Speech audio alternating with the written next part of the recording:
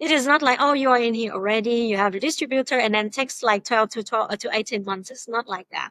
The total process takes around 12 to 18 months for the very well planned and prepared. And you can make it faster, but the result is not guaranteed.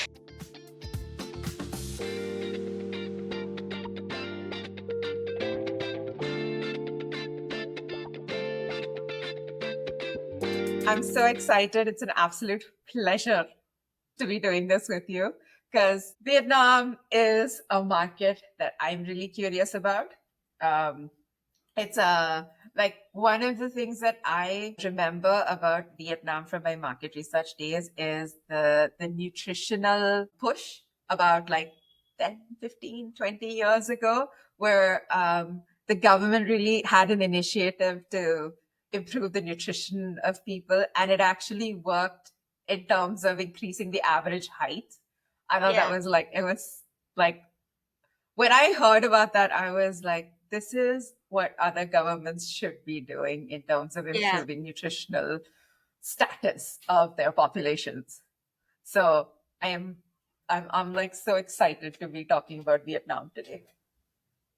I'm so excited to share about Vietnam with you too, because we have had, like a lot of development, and the population is still very intrigued, like for around 100 million people, and especially, like in Vietnam, the food and beverages picture is very interesting because Vietnamese, like recently we have a TikToker.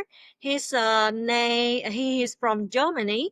He came here to travel, and then he was in love. He is in love and has been in love. I mean, with the food in Vietnam, that he decides to stay here. And then later he made the TikTok channel, just every day filming, he enjoying Vietnamese food. And we have variety of foods from the south, the central, and the north. And so far, he has made a lot of videos, and he has not finished eating all food of Vietnam yet. From the normal food, we make it in a very creative, innovative way. And recently, he has had the invitations from the restaurant to review the food of their restaurants, which is the good news for him. But it Yes. also means like he and the other foreigners when coming to Vietnam really like the way, like the lifestyle in here, the food in here, as well as the competition of the food and beverages that they try to create different dishes or unique dishes to attract customers. Yeah. Yeah, yeah. Vietnamese food. Everybody loves Vietnamese food. I've never heard anyone say that. I don't like Vietnamese food. If one day you are here, I'm sure to get you to eat all of the. Yes, yes, the real stuff. Okay, but before we actually get into it, can you tell us a little bit about yourself? Yeah, so my name is Yang, Giang, or you can call me Jenny. So I have had 15 years of experience working in the corporates like Coca-Cola, Nestle, Masan Consumers, and recently I worked for Google for Education as the former country lead. And my experience is in sales, trade marketing, then consumer marketing in different channels from general trade to modern trade and Horeca hotel, restaurant, cafe channel, and a bit of e-commerce as well. Yeah, so mostly my expertise lies on consumer food, fast-moving consumer goods. And then later on, I also have the experience working in education technology company, and I used to have to work in a blockchain company as the core team as well. So it is quite a diversified professional experience. Also, oh, sorry, the blockchain thing reminded me. Vietnam also was one of the first countries, if I remember right, to kind of incorporate blockchain into the supply chain for pork. Yeah, yes, yes, yes. So that's kind of, does it still happen? Is it still a thing? Yes. Do you mention TE food? I don't remember who it was, but I do remember the that it was for tracing pork, the pork Yeah. supply chain. Yeah, if I not remember wrong, it is from TE Food, and then later on they have other companies also trace the origin of the food from farm to table as well. A lot more now. Yeah. In Da Nang, like they adopt blockchain quite a lot. Many people who love blockchain now going to Da Nang and then relocate and live there to work and like continue connecting, networking with people, and also the government in Da Nang also build up different blockchain solutions for tourism, for hospitality, for different kind of things, and they have quite strong blockchain associations there as well. Of course, in other city like Ho Chi Minh City or Hanoi, they also have blockchain association. But the picture in Da Nang is more young, exciting, diversified, quite interesting. Okay, that is a topic for another day, but it's going to be fascinating. All right. Now, uh, back to the food and beverage industry in Vietnam. So, Vietnam is one of the fastest growing economies in Asia. The GDP is about 7.52 in the last 6 months, which is kind of higher than a lot of other uh, countries in the region. And I think this is the highest GDP for Vietnam as well in the last Yeah, 15 years for the first half of the year. So, yeah. what's fueling this growth? And I know food and drink is a huge part of it, but why? What's the driver? Yeah, so thank you for the interesting question. So yeah, definitely, like the narrative for Vietnam is quite like simple. It is the story of the powerful macroeconomic that creates direct the consumer spending power. So the scenarios that you mentioned is around 7.52% of GDP growth for the first half of 2025. The reality on the ground today, like is more optimistic because major institutions like World Bank and ADB forecast like quite strong GDP growth for Vietnam, estimating between 6.6 and 6.8% for the whole year of 2025, um, and it even will can grow, higher because they highlight Vietnam as one of the top growing economies, and especially as countries nearby may not go with the same speed. So it is not only about the number on a spreadsheet, but it is about the real impact that we can see about the retail recovery in Vietnam. So the thing is like recently for the F&B picture. So we have the report of the F&B Insight from 2024 that highlighting that first about the strong strain of franchise. We have more F&B brands that go overseas. Like Phúc Long is just an example. We also have uh, the fall the fall in Vietnam, like the branch from Hanoi to expand to the USA, and then we also have other chain as well, like Katinat and so on. So the economic strain combined with our willingness to spend is the core engine to fuel the F&B industry, and at the same time, the F&B in that F&B report. They also highlight that there is a new strain of a pop-up store, like for big F&B, they will continue to franchise to other countries. But for like small F&B, if they want to take risks, especially for people who would like to experience a new business, they can try with the pop-up store, which costs very less money, less investment. They can have like the booth somewhere and then invent their innovation or their products and then try to sell. Then later on, they can choose the other location, much better location to expand, something like that. What are some of the major consumer behavioral changes that you've noticed in the country? Yeah, so uh, yeah, so for the consumer changing, there are several.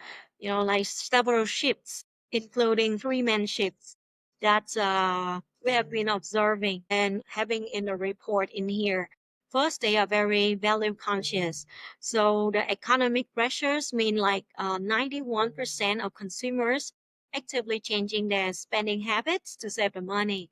So they are laser focused on value, and they scrutinize every purchase, and they watch out a lot of information and details and the price and so on.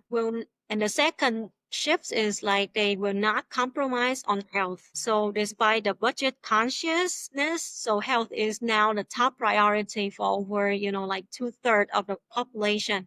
Especially recently, the government already explore, like different companies or organizations that sell not so quality products or fake ones, and that make the people become super angry. So now and then they feel very bad, like for eating bad food. And now health is even more the concern of the people. Health and quality is even more the concern of the people. And then the third one, they are like seamlessly in the omni-channel.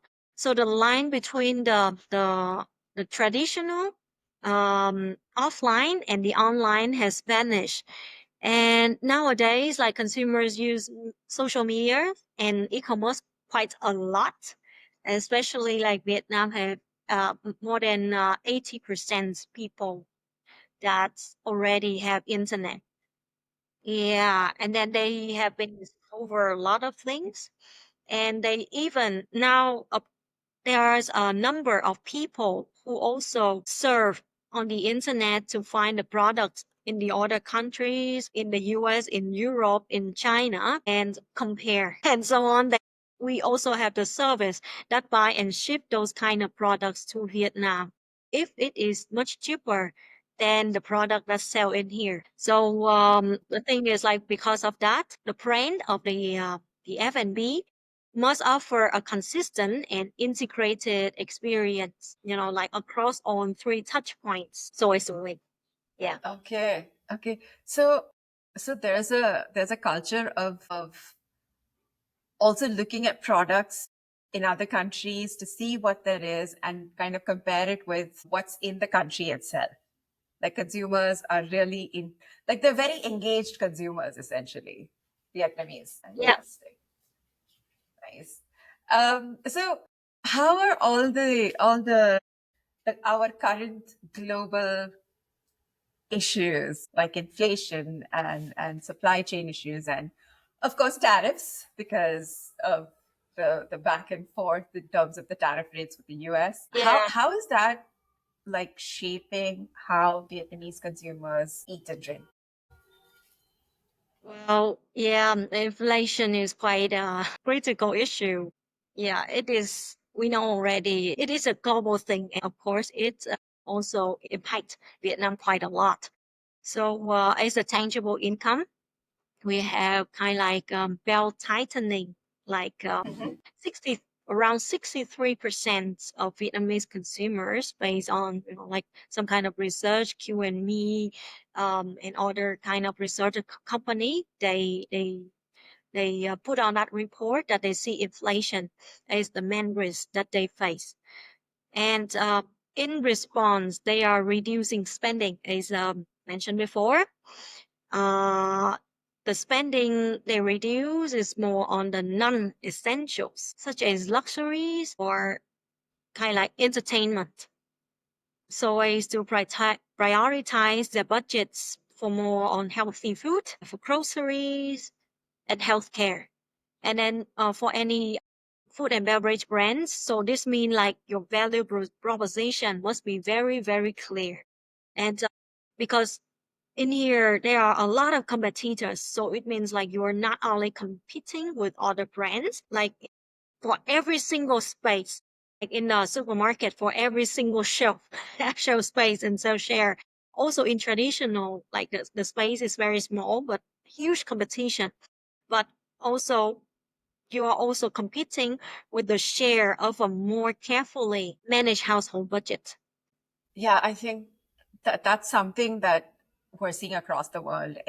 as well. Like thanks to inflation, everyone's a little bit nervous about spending, despite, governments trying to bring down interest rates and so on to help to spur on spending. But there's also that nervousness around employment and whether you'll have your job or not. That's also keeping people from spending Yeah. on what they see as not necessary.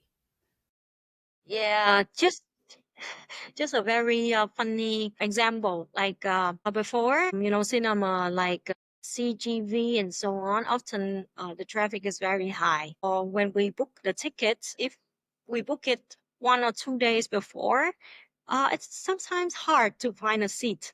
But nowadays, significantly, I saw not the traffic reduced already. Yeah. Okay. Definitely an indicator. Yeah, so sometimes maybe you can be the VIP in the cinema with no one around. And thanks to dynamic pricing, you might get it at really good rates as well. Yeah, yeah, yeah. Hopefully, but so far, unfortunately, I don't see. Right. Yeah. Okay. Also, okay. So one of the issues with regard to Southeast Asia is that everyone kind of lumps the entire region into one homogenous group, but that's absolutely not right. So when you look at neighboring countries like Thailand or Indonesia, how does Vietnam compare in terms of the industry, in terms of what trends are growing? Like, what are some of the similarities and differences that you were noticing?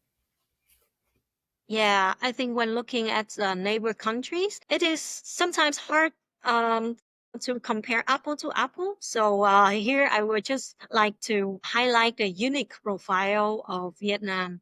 So of course, in Indonesia, we know that they have much higher population than Vietnam, and as a result, they have a larger market size for Vietnam. So in terms of F&B e-commerce market, the market share is around 20.6%. And on the report, it is nearly identical to Indonesia, which is 23%, though our Right. population is lower.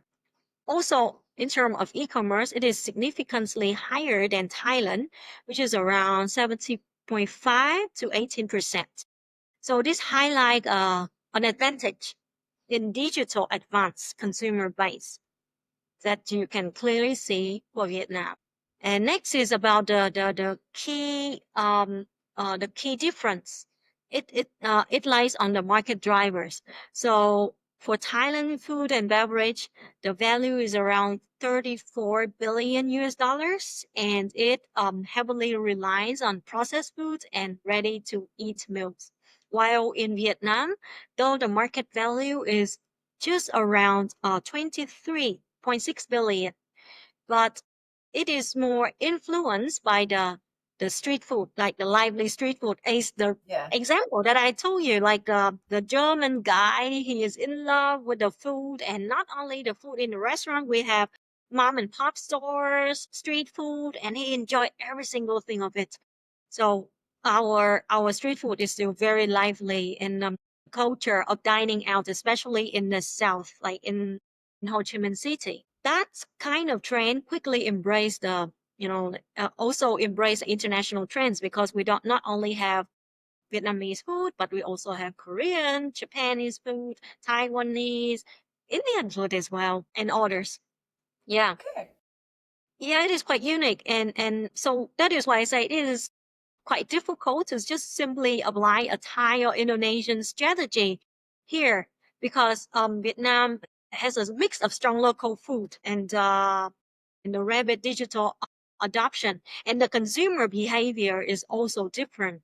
And recently, the young consumers, they love to experience new things. So yeah, they would like to try maybe every day different food, every week different food, and something like that. And they would like to try diversified of international foods. Yeah. So And that also probably means that street food in particular is very affordable. Like yeah, it's very accessible and affordable, which kind of helps grow this side of things. And that's why yeah. there's such a huge influence. Yeah. And before we just have like pure street food with affordable price, as you mentioned. But recently we have another model of kind of like premium street food. Means also street food, but have proper organizing arrangements, like having nice tables, nice chairs, making it, like, of course, higher price, but making it more comfortable for people who would like to eat street food, to enjoy street food, but they care more about um, the nice place to sit, care more about the origin of the product, and want to feel safe, and yeah, something like that. Okay. So Okay. we have different kind of street food. Yeah, yeah. So the focus is more on the quality of ingredients, and Yeah, maybe food safety and hygiene are also managed a yeah, bit better. Okay. yeah, true. We have pho street food, but we also have fancy pho. We have like the Michelin pho. The Michelin pho is from 2 to 3 times more expensive than the pho street food. Do they actually have the Michelin star, or is it just I went there one time. The name is Anvat or something, and it is in the city center. Was run by a Vietnamese French chef, and I remember my friend told me that that place we had to book in advance from 1 month. Well, this is crazy because they don't have many seats, but the food is really, really great. street foods also getting like really, really fancy then?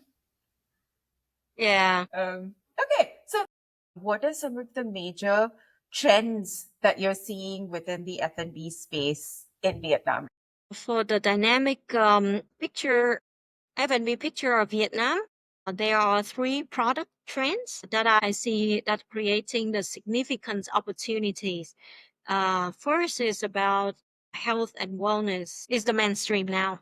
So it is no longer a niche, but as mentioned in other latest sharing, it's now people are more health conscious. So it is the core consumer demand in Vietnam. So for an example, the functional beverages market in Vietnam nowadays value over 574 million US dollars in 2024, and it is projected to grow for nearly like 6% annually. Yeah, that growth is fueled by the consumers actively seeking tangible benefits like like immunity, energy, and overall well-being in the daily consumption. So we have some examples. For an example, like nuts milk. Recently, the nuts milk are becoming more welcome in Vietnam. So major dairy players have aggressively entered this space. Vietnam Milk is our strongest milk brand in Vietnam, that dairy brand in Vietnam. It just launched its super nuts, combining like 9 different types of nuts. TH Group, another dairy milk in Vietnam, like also like in the top dairy players in here, also established its TH True Nut portfolio. Yeah, both capitalized on demand for the natural and lactose-free nutrition. Oh, and in Vietnam, by the way, there are many people who have lactose intolerant. I am Yeah, also one. high across the region, isn't it? And Yeah. I have to say, did get the chance to try out Vinamilk's their 9 nut milk. It is really very nice. It's a really nice product. I wish that people would do more of that stuff. It's just like both from a nutrition perspective and from a taste perspective, it's very nice. Yeah, yeah. That is cool that you try it and you like Yeah, it. More and more people are doing it right now, and I think there will be more innovation products coming soon. Yeah. yeah. And I also thought it was interesting because I haven't seen in other markets like where these plant-based milks are really growing. They tend to focus on just one ingredient or maybe two ingredients, but having 9 different ingredients within to make the milk is actually really like It's really innovative. And I can see how that kind of reduces the pressure to just focus on one ingredient, because then you have to deal with supply chain issues, you have to deal with the cost. So, like on a whole bunch of levels, I thought it made sense to have these multiple ingredients within that. So Yeah. it's a And really interesting product. yeah, and also mixing those together make the taste more flavorful, Yes. Yes, more unique. Mm, definitely. yeah. Sorry, I interrupted. It's okay, it's okay. So the next trend is plant-based, the plant-based room. So it's like driven by, it is a combination between the sustainability and health conscious concern. So when we combine those together, that kind of plant-based food market projections here show a staggering from 11 to 14% compound annual growth for for this sector through 2030. So the target is not just for vegans, but it is for the larger market of we call flexitarians who wants cleaner labels and more sustainable choice. So I also have the example, like, do you know that we have oat milk in cafe in Vietnam? I would not have expected that. Yeah, so international brands like Oatly and Minor Figures are now the standard Okay. offering, like most specialty coffee shops across major cities, and catering to the consumer demand for dairy alternatives. And we also have coffee shops that offer nut milk or oat milk to put in the cafe. Mm. Yeah. And like 3 days ago, I went to a place to play GourmetPro chess, and in their menu, they have the extra tick for nut milk, and they are just like a small coffee shop. So it means like there are more and more choices like this across Vietnam. We also have plant-based meat here, like US-based brand like Unreal. Yeah. And then for the availability, premium retail like Annam, Gourmet already have those kind of brands.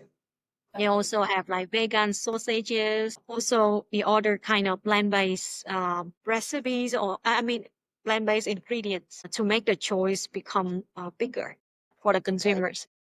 And are there local companies also making plant-based meat products? Currently, we don't have, but because right now we still kind of like import Hmm. for the plant-based meat, not yet. Yeah. Yeah. Okay. So there is a Oh, white I space. know, I know some companies, but not yet plant-based. Yeah. Ah, okay. Yeah. So yeah, that's definitely an area of interest. I mean, that could be of interest for other companies from other countries who are looking to enter into Vietnam. Yeah. But like if we call it vegetarians, we have different companies that provide vegetarian food, but still not plant-based. Okay. Okay. Yeah. Okay. But it is still vegetarians, not plant-based meat. Yeah, yeah. Yeah. And also the third trend is better for you indulgence. Hmm. So for the better for you indulgence, like they are brands that provide low calorie, sugar free, and nutrient enriched options to address the consumer health concern relating to the traditional formulas. Some examples, Coca-Cola, they have Coca-Cola Zero. And Coca-Cola Zero, nowadays more and more people consume Coca-Cola Zero, even in the household, even in my home. And low calorie alternatives like 7-Up with 7-Up low calorie. Yeah, are the choices for people or the young people when going dining out, something like this. Okay. And speaking of young people, how are they influencing product development and brand strategies? So young people right now we often call Gen Z. Gen Z in different articles in different topics and so on, because Gen Z has been driving the, the picture become even more young and dynamic and also very interesting. So for this, the Gen Z drive the major ships. So they are less loyal to brands now because, as I said before, they love to experience new things for to, and then so they change the brands, they change the places, and so on. So as to have different angles, and also they look for unique experiences as well. So the impact is very clear. So first the ships is for sure experience over everything. Yeah, so dining out for Gen Z is like a regular social activity, not a special occasion anymore. And so they prefer like the snacking and grazing throughout the day, being in the coffee shops, also being in the different places for snacks and so on. It is a part of their social activities. Or milk tea. Authenticity with a twist is also another trend. We have like the brands like Trung Nguyen Coffee. So Trung Nguyen Legend, like something like a heritage brand of Vietnam. And at the same time, they also open to adopt the international innovation of food or something like that. And nowadays, we can see that in their offline stores, they have still have the traditional dishes, traditional drink, but at the same time, they also have very new drinks for that kind of adoption for new things for the Gen Z, for the young people. And third one is the digital discovery, because they mostly live on social medias like TikTok. So the rise of TikTok is also the main driven for their curiosity and for their experience learning, something like that. So the Okay. brands that are built or broken based on their reviews and shares within these fast-paced visual ecosystem is just normal in here. Okay, so product discovery is also happening through social media right now. So TikTok is a huge Yeah. space for that, and brands kind of have to figure Yes. out how to get there and make waves on social media, on TikTok particularly, I'm guessing. Yeah. Okay. Yeah, so that is why, like the German TikToker, when he came here Yeah. after making videos, he got the invitation, because I'm sure after people watch his videos, they will go to that restaurant and would like to experience the same experience as him, because they Yes. believe that he choose the good places to eat. Yeah. Okay. Huh. Yeah. Social media is really changing how everybody kind Yeah. of reacts to everything now. So it's really fascinating. Yeah. Okay, so now can you give us a quick overview about the Vietnam's retail landscape and how it's broken down and the different types of retail options that people have? Yeah. So for this, I can say it in very short and cohesive way. So we can think of it is as an integrated system. And in Vietnam, like traditional trade is still very, very important to Vietnamese people.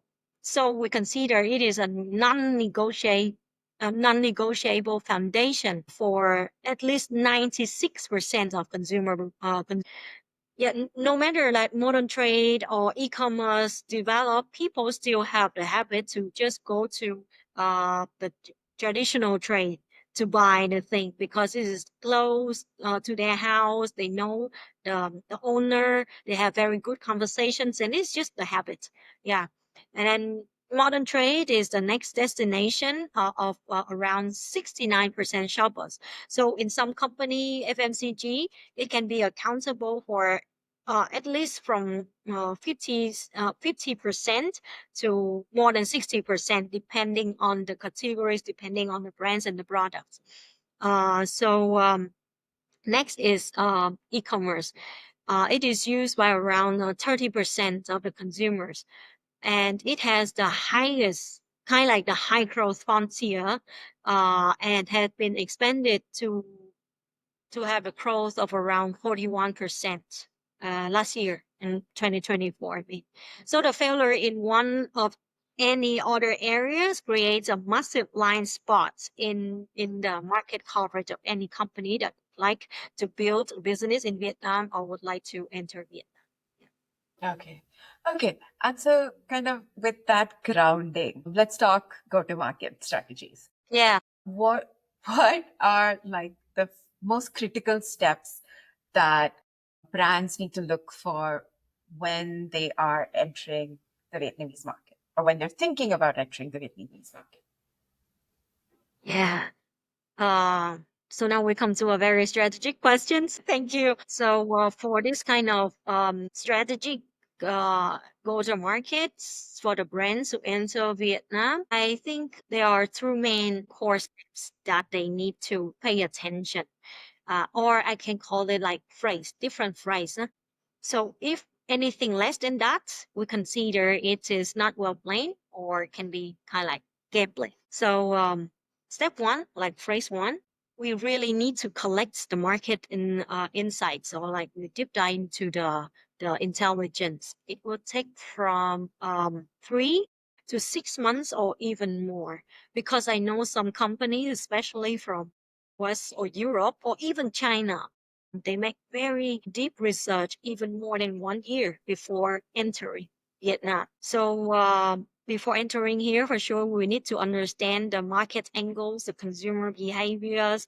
So for the insights and so on, we must deeply understand the terrain. So this means a comprehensive research on consumer behavior by region because in here the consumer behavior is very different based on different regions and like big corporates big Vietnamese corporates like mass and consumers also have different flavors for different regions. Yeah, they are Right. also that careful. Yeah, so Yeah. then we have a granular competitive analysis and a thorough review of Vietnamese regulatory landscape because it's quite complicated here if we don't you know deep dive enough, and there will Yeah. be a lot of mistakes to that we miss and we step on it, which is not cool. Then there will be product registration labeling requirements. The second phrase. It's about the strategy formulation, and it will take around 4 to 6 months. Yeah. Or if it is faster, it can be from 2 to 4 months, but it means we have to work very hard to build that one. So with that, with the intelligence in phase one, we will build the playbook, right? And this includes defining the channel strategy the company would like to play, traditional, modern trade, online, and setting a price architecture that reflects the local value perceptions, which is very important. That some companies fail from this stage already, making it too high or too low. I haven't seen, but mostly too high or not reasonable. And most importantly, finalizing the company's product to offer and marketing based on the localization plan. The localization plan is very important because at the former country lead in Google for Education, when I came in, it was already here doing the pilot and so on. But then I recommended the company to revamp the go-to-market strategy to make it more localized. And localization is one of three strategies that I made that time. So I spent in here and it really works. That gave me us the results of more than 1,000% of adoption Okay. in the upcoming years. Yeah, and Okay. for sure, X increase of sales following that. Yeah, so that is why Okay. I really highlight the word of localization strategy. And phrase three is about a partnership and execution, which is also very, very important as well. So this involves, like we need to find the right local partner, the right distributor, or the right franchisee. So this is the single most critical relationship that we need to have. And once the partner is secure, then it will be the execution phase, including supply chain, setup, and then launch the campaign. Yeah. Okay. And like for this phase, I need to highlight the partner, the distributor, because many companies would like to have quick win, and then they think that they only need to find one or two distributor that have very strong relationship with the supermarkets. I mean, with the modern trade channel, or maybe the kind of like traditional trade, and then they think like partner with them, they will have very quick win. But it is not in that case that I have been experiencing. Even I used to be the client side of DKSH. The DKSH is already a very strong, experienced distributor. And then there was no quick win at that time. At that time, I managed the brand of Mars chocolate, but they have pet Mhm. care. Yeah. And then the growth is we already have the markets. We already had the share in the modern trade channel, traditional trade as well. But then the growth for modern trade at that time is like more than 20%. We cannot have like X2, X3 or something like that. It is very hard.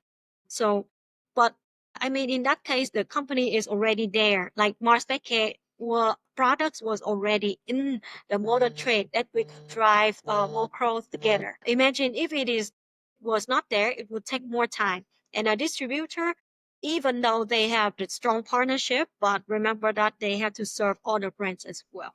Right. And new brands might not be the main focus at the beginning. Uh, I have one question. Can we go back to localization for a second? Yes, yes, yes. Because one of the things about Vietnam is that regionally, like you said, tastes differ, what people want differ. So a lot of local brands also make slight changes to formulations so that it's better suited for the different regions. And that's Yeah. something that's really unique about Vietnam's packaged food industry. Does that also mean from a pricing perspective, different regions will have different pricing strategies or pricing for the same product or for similar products? I would say that the price we can have one price. I mean, Okay. on official price of the products, but the Yeah. strategy will be on the marketing strategy and the trade marketing strategy as well. If in terms of setting up pricing, it could be like trade marketing strategy. They will need to build up the price for the shoppers in a way that it is reasonable and Okay. it's competitive with other products. Then the shoppers from their trade marketing scheme will know how to make the price that suits with their consumers. Okay. Yeah, Okay. but in terms of modern trade, this is mostly I see it is same across the countries, except there will be maybe extra promotion Hmm. for several shops.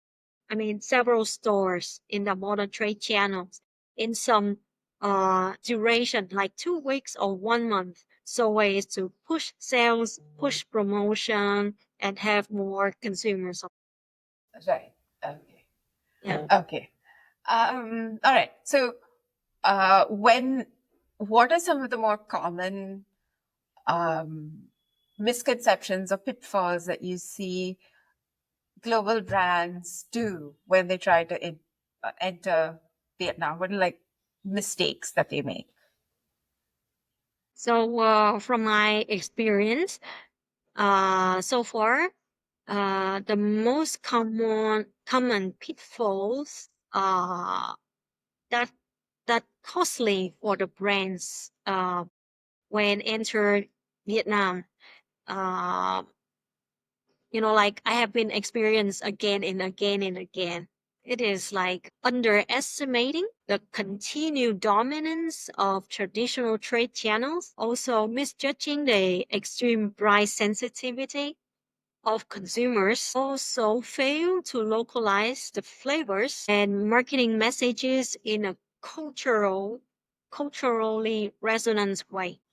And also they choose kind of like the wrong local partner because mostly they will be overwhelmed with the size because they believe big partner will really deliver rather than they choose a partner that maybe they talk and they walk the talk, but they have small size. However, they are committed, they deliver. Also, their willingness to contribute and develop together, but they don't choose that kind of small partner. They choose the big partner.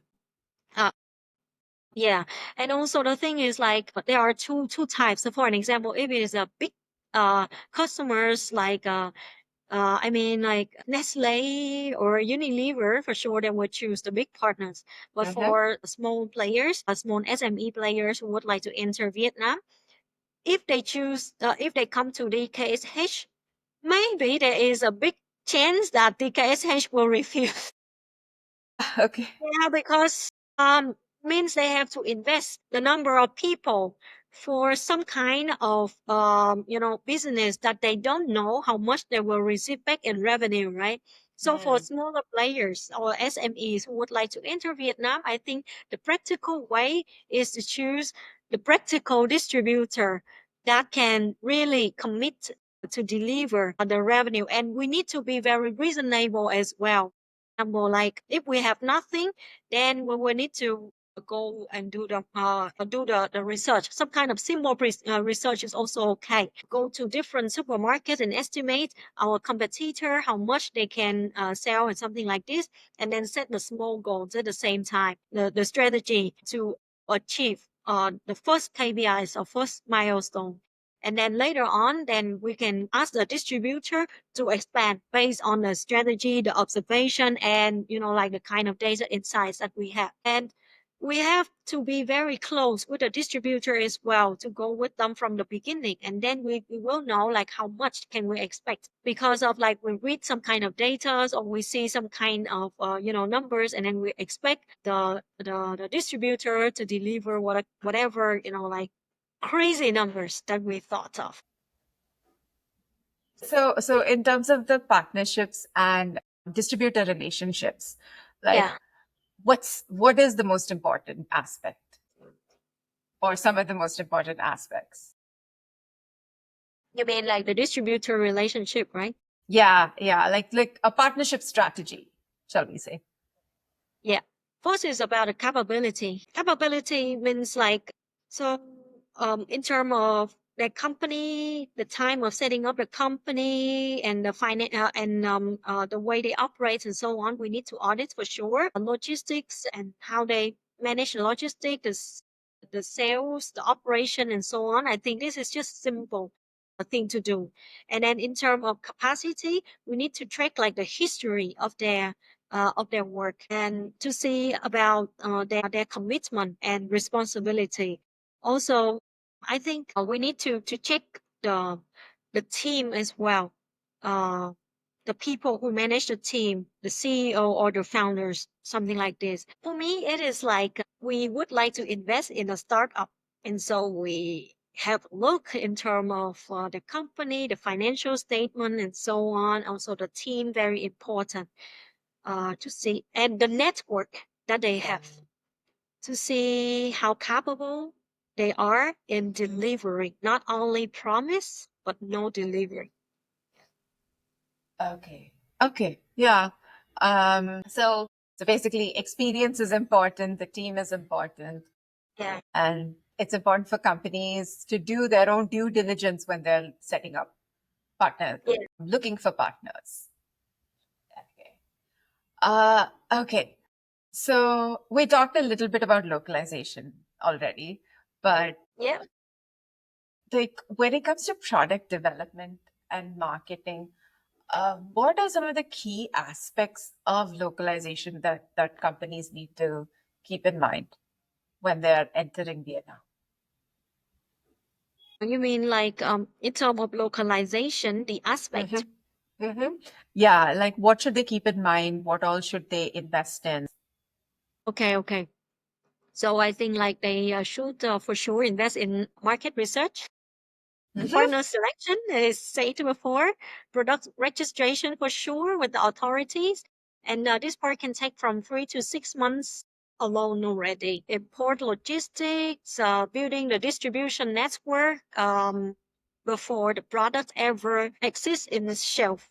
And also relating to the localization, they need to build the right campaign or launch the right marketing strategy, at least from the launching, from the time they launch the product, like the launching campaign. So the localization strategy for marketing, including like understand the the persona, like the consumer's persona, the behavior, and also benchmark it to the product. And of course, the message need to be in Vietnamese for sure. The brochure, the POS, and everything, the marketing materials, everything relates need to be in Vietnamese. Um, so just an example. I used to work for a sandwich production company called Golden Bread. If translated into English, or I suddenly forgotten the French name, but the name is in French. And the thing is, the packaging were in English, and they expect to sell to more locals. And it was like, how do you sell to locals with the ingredients and so on that is in English? How do people understand? And also, I think you can have the French name, but later on, you need to let people know the Vietnamese name as well, if possible, because the company's name is already translated into Vietnamese, but on the package still in English would make it very difficult, or Right. mostly the expats will buy, or Vietnamese people who like kind of like Western style will buy. And then the marketing message, the communication need to see somewhere about the sandwich. You need to tell the story. You need to let people know how soft it is, how nice it is when eating this kind of sandwich. Or else it will be hard, and then they will continue with the Vietnamese sandwich branch. How long can that take? Like to localize products for the Vietnamese market, because there's going to be some amount of reformulation that's going to happen. Yeah, so take quite a while. It will take quite a while. Uh, yeah, from my experience, it will take roughly from 12 to 18 months to be very well planned Yeah. for the launch. Yeah, I mean, well planned here start from the market research. It is not like, oh, you are in here already, you have the distributor, and then takes like 12 to 18 months. It's not like that. But the total process takes around 12 to 18 months for the very well planned and prepared. And of course, as I said, you can make it faster, but the result is not guaranteed. Yeah. Yeah. So you have to spend time and do the groundwork first. Yeah. Yeah. So, what are some of the white spaces that you see within Vietnam right now, within the food industry? Like, where are the major opportunities? Why space? You mean like the opportunities for the brains or innovation or Yeah. something like this? Yeah. Like in terms of product innovation. So, what are the major food, food and beverage opportunities that there's scope for growth? Okay, so I think some promising opportunities from my point of views are first healthy snacking. Yeah, as I mentioned, it is a combination between health conscious and something that make me feel good when eating without worrying of getting fat or something. Yeah. So particularly, it will the product target the children is the on the go office snacks Right. with no sugar, natural ingredients, and convenience. Something like kind of like chips, but with low calories and made Mm, from fruits will be great. Yeah, right. we have like one of our strong brands to export to other countries. It's Vietnamese. Okay. Yeah, so they export the dry fruits. to other countries. And in Vietnam, people love it as well because they feel like, oh, I eat fruits and then just dry. But anyway, it was the very long time brand already. And nowadays, the youngsters seek for something younger and follow the trends. Yeah, so kind of like chips or something with nuts. Yeah, Mhm. are the ongoing trend. Second, I think it's about the plant-based innovation beyond the basics. Like the plant-based milk is growing, but there's significant value added, like plant-based yogurt, plant-based cheese, ready-to-eat meals that offer new flavors and formats, and it is plant-based. Third is the functional foods for specific needs. So, like based on our recent statistics, we have having the aging population now. We need to have functional products to care for different body parts. For an example, for bone health, cognitive function, to improve the brain. So far, we still believe that omega 3. I mean, in Vietnamese belief, omega 3 help not only the brain but also help the eyes. Okay. And people tend to use the supplements from omega 3. And for brain, they would like to, you know, is Asian things. People believe that eating pork brain will help the brain. All kind of brain will help the brain. Yeah, we have versions of those too. Like we have like if you eat okra, you'll be good in maths and things like that. We've got stuff like that too. Yeah, yeah, yeah. And also for bone health, people believe that eating the bone part, the chewy part on all the tendons will also Uh huh. help the something like this. But yeah, we for sure can have the products that develop for that kind of functionality Right. benefits, right? Or specialized nutritional products for fitness enthusiastic also represent a high value, underserved market. So in here, we already have small companies that develop a meal plan for people who go to gym. And every day they will have different food to help them to have more protein but less fat and to build up Right. muscles, something like that. Yeah. Yeah. Yeah. It's kind of good to know that everybody has the same ideas when it or similar ideas when it comes to how food can help brain health. That's where the stereotypes come from. Yeah, also like that in India, people also believe that. Oh yeah. Oh yeah. I know like parents who will make their kids eat certain fruits and vegetables every day so that this is good for maths and this is good for this thing and then it's like it's a at least they're getting forcing them to eat their vegetables. I guess that's a good thing. Okay, okay. Yeah, that's great. Okay, so what are some of the drivers that Mm. encourage Vietnamese consumers to try out new products? Like what are the key drivers for that?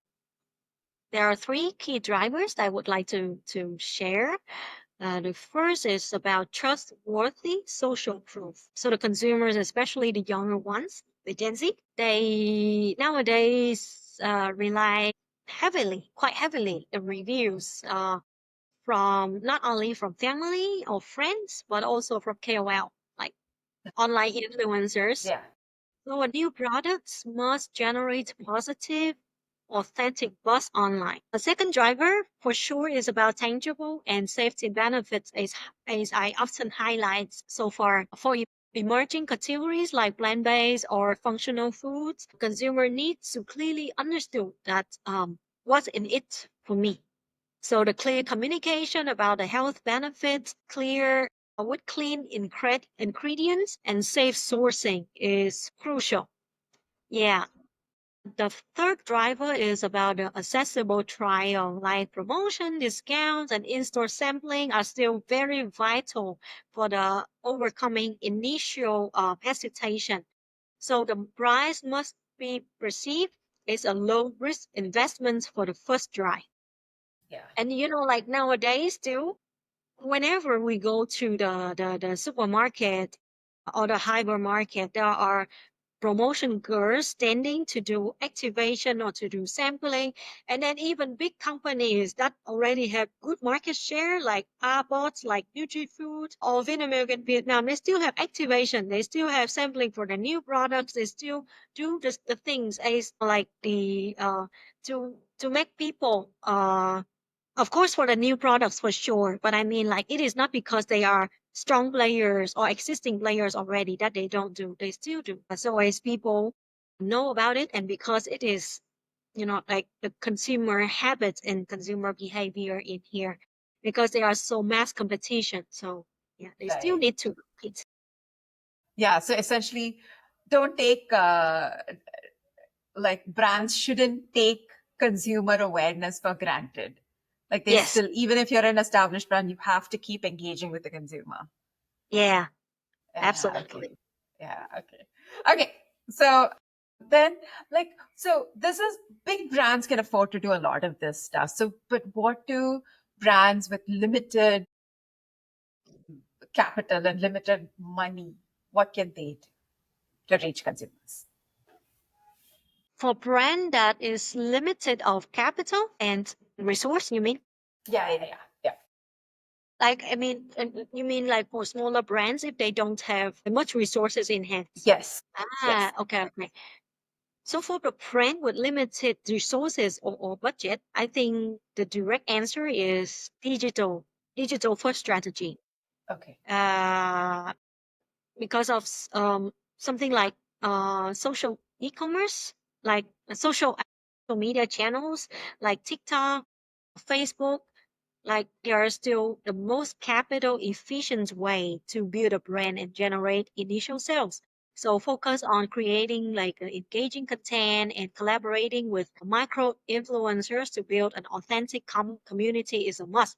I have an example. So this KOL just is just one of the other KOLs who used to be very successful. Unfortunately, this girl did not check the product so well, so now she is under investigation. But anyway, she was successful. So she is a Vietnamese living in China, and at first she did not have anything, but she would like to build up some to earn some money together with her husband. So at first they sold Chinese red apple, the small red apples of Chinese, and I don't know what that yeah, is. there is another word, but I just translated Yeah. into Mrs. Red Apple. This very small one. Usually we use it to make soup or make sweet soup. Okay. Yeah. Okay. And they sold that kind of apple, Chinese apple, and they got quite good. At first, not good traffic, but later on, people liked that girl, so more and more people bought for her, and then she became a little bit famous. And later Mhm. on, she did on at first she did on Douyin or something like the Chinese social media. And she did it on, then she spread to TikTok and more Vietnamese know about it and bought from her. Later on, she came back to Vietnam and expand her business. Then more brands come to her and ask her to do with like electronic Electrolux or the other brands, also agriculture brands also came to her. And her live stream can go up to, like millions, 10 millions, something like that. So, yeah, was very successful. And those are kind of like the brands that no one know if uh, they did not reach that KOL. And the second one is the key e-commerce platform marketplace like Shopee Mhm. or TikTok because establish a store on a major platform like that um, still serve as a transactional backbone for the company. So this gives the company the immediate access to a massive audience without the enormous or complexity of setting up the own physical distribution network. Right. And e-commerce market like Shopee still have the biggest market share in Vietnam, following up still TikTok. Yeah, TikTok, Lazada. Okay. Okay. And so if there's one bit of advice that you would give to a global F&B player who wants to enter Vietnam in the coming years, what would that be? Sharing from my own experience, the company that would like to enter Vietnam, especially, like small, medium-sized company, they must, because of not having much capital in hands or resources, they should master the digital traditional list. They must win the heart and minds of the consumers on digital platforms where we have youngsters, we have modern discovery, trust, and community. And from that, they build up their credibility. And then they must also win the war for scaling in the traditional trade channels because, as I said, it is still an important channel in Vietnam and have the market share still the biggest in Vietnam. And success in Vietnam is no longer about choosing one on the other, but it is about creating a seamless strategy that dominates both. Right. Okay. Thank you so much for talking to me. And yeah, this has been great. Yeah, thank you so much for inviting me to this kind of session. And actually, for this session, the first time, so the sharing might be a little bit, too enthusiastic. That there No, are no, so many information. this is great. There's a lot of good stuff. Yeah, so I really like this kind of thought because, for Vietnam, though we have a lot of market insights report or market entry service and so on, but still people are quite worried about what will I do wrong in Vietnam or what will be the right strategy in here. And then, as I said, mostly that there are the assumptions, different kind of assumptions that need to be solved. And the good thing is just if they enter Vietnam, the right thing is to, as I said, to find the right one where they share the really practical and informative information. And the company really need to go kind of like market visit and have their own experience, own observation to benchmark with the data they read with the experience from the people they talk. Actually, it will take some time because anyway, sometimes the people who share with them, the partner, the distributor, they will say very practical thing, but it will take a while for the company to realize. But yeah, we always have risk in every, but we will need to minus the risk as much as possible, right? If it is helpful to Yeah, people who really want to enter Vietnam. absolutely sure it is. So yeah. And I know we kind of went a little over time. Yeah, I'm really sorry about that. But this was a fun conversation. Yeah, it is very.